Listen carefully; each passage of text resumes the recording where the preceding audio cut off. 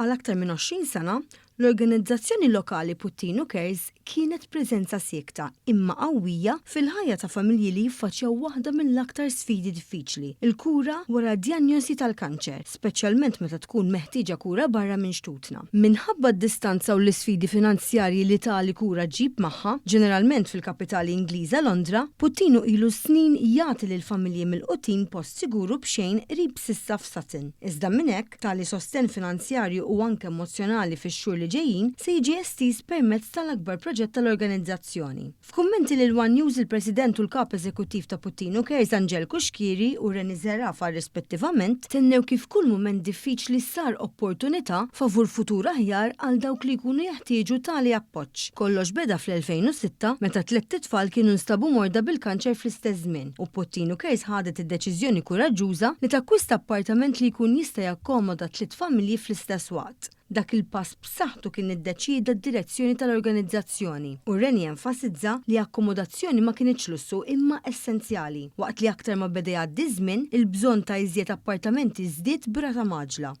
Bej 60 u 90 pazjent kull xahar qed jiġu bżonn il-kura l-Ingilterra. U għalhekk ħassejna l-bżonn sabiex ikollna binja u iktar appartamenti.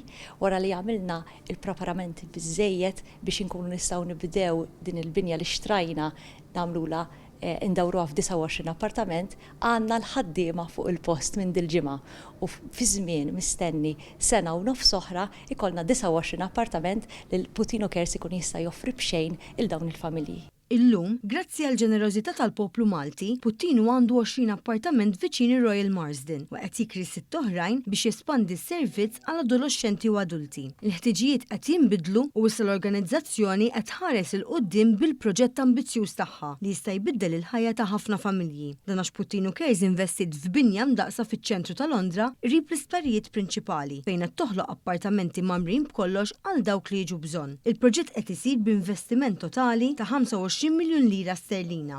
Nistennew li nlestu dan il-binja ta' Londra biex innaqsu d-batija normi ta' dawk li morru ġo Satin, dawk li morru ġo Londra ikollhom post ġo Londra.